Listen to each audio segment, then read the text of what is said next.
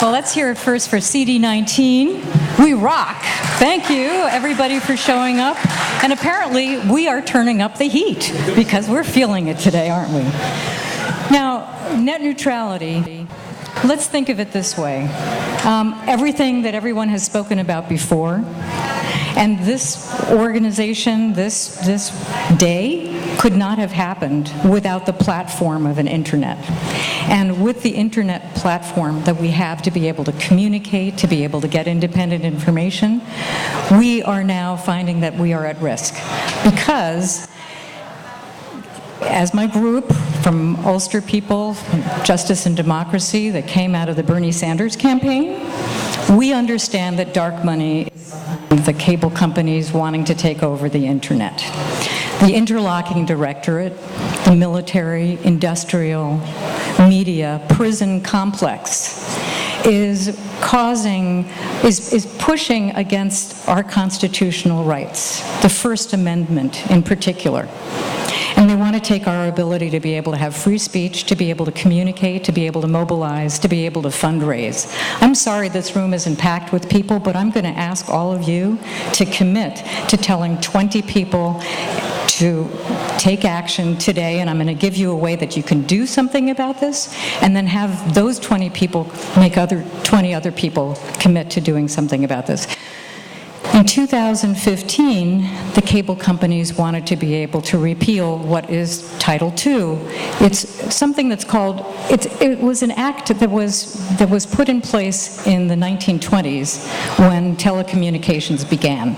The idea being that we were going to be able to protect the telecommunications by calling it a public utility, by being able to say that this is something that's going to be available for the good of the American people, and that airwaves and telephone and television and now broadband are protected and regulated so that there aren't monopolies that control the media and control the content. But we are in the midst of having content be controlled, and we know that with our fabricator-in-chief and in our post-truth world where people are really not able to be clear about what it is that they are hearing when they are experiencing one thing and being told something different by their television stations. This is a critical time for us to be able to mobilize and hold on to the internet. Everything that happened here today and every group that is organizing here today relies on the internet. So this is what we can do, because right now the FCC, which by the way is now being run by the chairman, Ajit Pai, who was appointed by Trump because he was an ex-Verizon lawyer.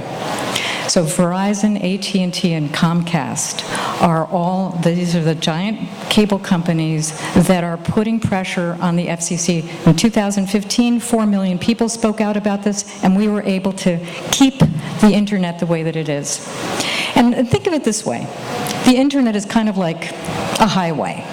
So and we've all been using the highway, we pay our tolls, we get on, we take the exits that we want, but we have the access to it.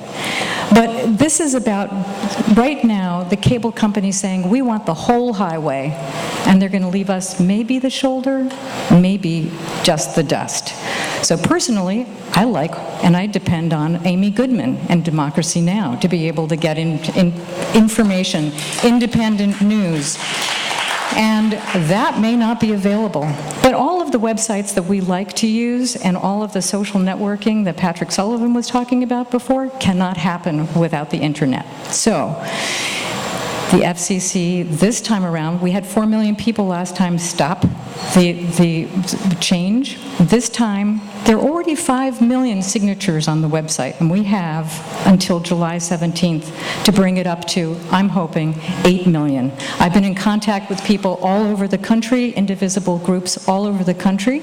We've hit about 200,000 people so far, and we need to be able to continue to do more of that, locally and nationally. But what's interesting is that this authoritarian regime that we are seeing roll out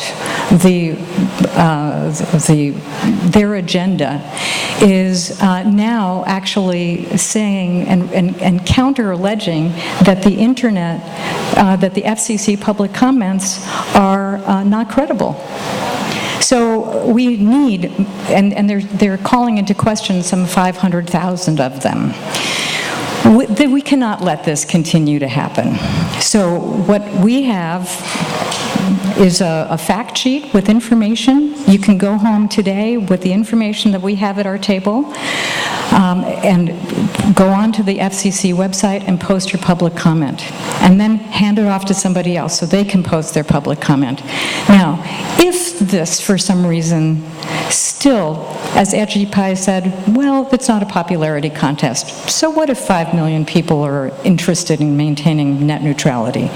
Well, then it goes to legislation, and it might even go to the Supreme Court. But what we need is everybody to be aware of what this means. Net neutrality is not just some geek term. If you think about how electricity is something that we take for granted. Electricity is something that you don't even really appreciate until there's no AC or there's a blackout.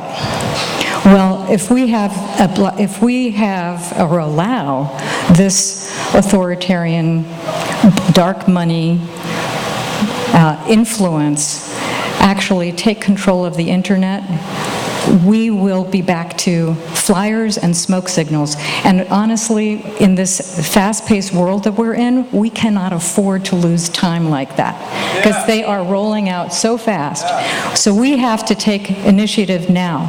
We actually have some laptops. If you want to take some time and sign up right now on the FCC website, we're ready to help you do that. But right now, I just ask that you all get engaged with this, pay attention, because this, as Al Franken and Ron Wyden, who are promoting this work, and the senators, they've called this the free speech issue of our time.